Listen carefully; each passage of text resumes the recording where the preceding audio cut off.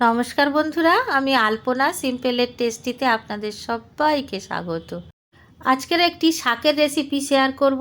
এই শাকটি পৌষ মাসের 15 দিন পাওয়া যায়, আর 15 দিনের আগে পরে যদি আপনারা পান সেটা ভালো খেতে হয় না। তো এই শাকটা এতটা কম পাওয়া যায়, তো এই 15 দিনের মধ্যে যদি আপনারা খেয়ে নিতে পারেন তবেই খাওয়া যাবে। আর তা নইলে শাকটা অনেকটা শক্ত হয়ে যায়, তখন কিন্তু অতটা ভালো লাগে না খেতে। তো দেখুন, আমি এখানে শাকটা নিয়েছি। এই শাকটার নাম খেসারি শাক। এই খেসারির ডাল যে পাওয়া যায় সেই খেসারির শাক এটা। তো এই রকম ছোট ছোট করে কেটে নিতে হয় যখন শাকগুলো হয়, একেবারে ডগার পাতা নিতে হয়। আর দেখুন, এইগুলো কিন্তু চা পাতার মতো, ঠিক 3-4টে পাতা থাকবে, তার মধ্যেই কিন্তু তুলে নিতে হবে। তার থেকে বড় শাক কিন্তু তোলা যাবে না। তো এইভাবে ডোকের পাতাগুলো তুলে নিয়ে বা ডোকের শাকগুলো তুলে এখানে 200 গ্রাম নিয়েছি। আর আমি পরিষ্কার করে ধুয়ে নিয়েছি আগের থেকে।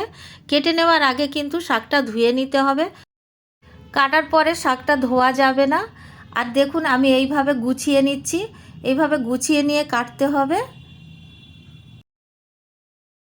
তো এই শাকটা কিন্তু এইভাবেই কাটতে হয়। আর আপনারা বটি দিয়ে কাটলেও সেই একইভাবে এইভাবে গুছিয়ে নিতে হবে, তারপরে কাটতে হবে। তো দেখুন, আমি এইভাবে কেটে নিচ্ছি। এতটুকু ছোট ছোট করেই কিন্তু কেটে নিতে হবে।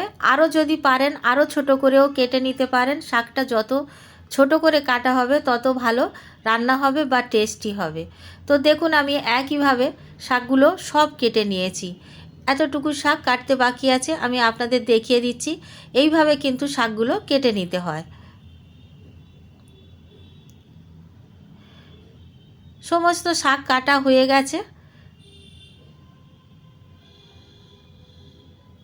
দেখে নিশ্চয়ই বুঝতে পারছেন এই শাকটা কিন্তু কাটার পরে ধুলে অনেকটা নষ্ট হয়ে যাবে, জলের সাথে ভেসে চলে যাবে। গ্যাস জ্বালিয়ে কড়াই বসিয়ে দিয়েছি, মূল রান্নাতে চলে যাব। কড়াইটা ভালো করে গরম হয়ে যাওয়ার পরে 1 টেবিল চামচ সর্ষের তেল দেব।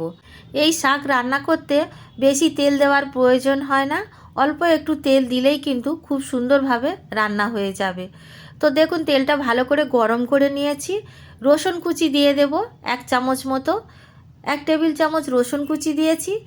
রসুনটা ভালো করে ভেজে নিতে হবে, একদম ব্রাউন করে ভেজে নিতে হবে। তো হালকা হালকা ব্রাউন কালার এসে গেছে, দেখুন। এইভাবে ভাজতে ভাজতে কিন্তু ব্রাউন কালার এসে যাবে। এখন আমি দিয়ে দেব পেঁয়াজ। পেঁয়াজ আমি কেটে রেখেছি, একটা মিডিয়াম সাইজ পেঁয়াজ। 200 গ্রাম শাকের জন্য মিডিয়াম সাইজ একটা পেঁয়াজ দিলেই হবে। পেঁয়াজগুলো এইভাবে পাতলা পাতলা করে কেটে নিয়েছি, যেমনভাবে রসুন কেটেছি তেমনভাবেই কেটে নিয়েছি।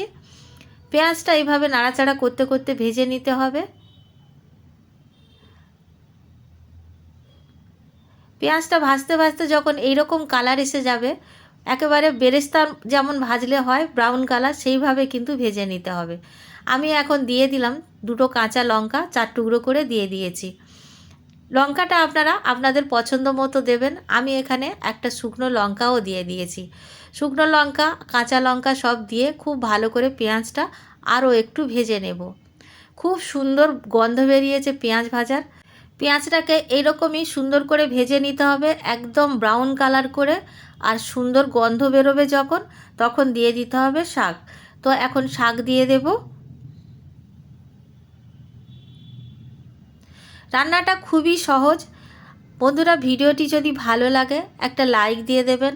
আমার চ্যানেলে নতুন বন্ধু হলে প্লিজ একটা সাবস্ক্রাইব করে দেবেন। শাকটাকে খুব ভালো করে নাড়াচাড়া করে নেব।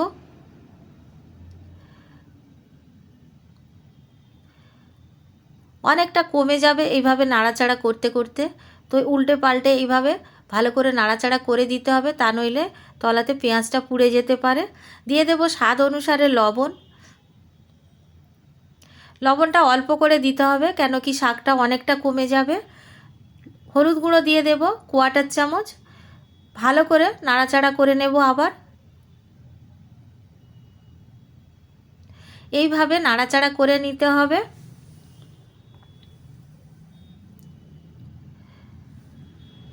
গ্যাসের ফ্লেমটা হাইতে রেখে আমি এইভাবে নাড়াচাড়া করছি, কিন্তু পরে আমাদের লো ফ্লেমে করে দিতে হবে। এইভাবে নাড়াচাড়া করে ঢাকা দিয়ে দেব।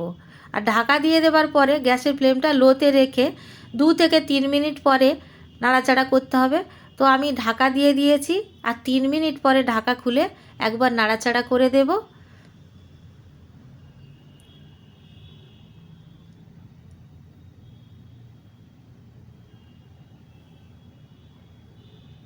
কতটা কমে গেছে দেখুন বন্ধুরা, অনেকটা কমে গেছে। এইরকমই শাকটাও ভীষণই কমে যায়, কিন্তু খেতে দারুণ লাগে। আপনারা যারা খেয়েছেন তারা তো জানেনই, আর যারা খাননি একবার ট্রাই করে দেখবেন, দারুণ লাগে খেতে। আবার ঢাকা দিয়ে আরও 3 মিনিটের জন্য রেখে দেব লো ফ্লেমে। 3 মিনিট পরে আমি ঢাকা খুলে গ্যাসের ফ্লেমটা বাড়িয়ে দেব, দিয়ে ভালো করে নাড়াচাড়া করে নেব। এইভাবে নাড়াচাড়া করতে করতে কিন্তু সুন্দরভাবে ভাজা হয়ে যাবে।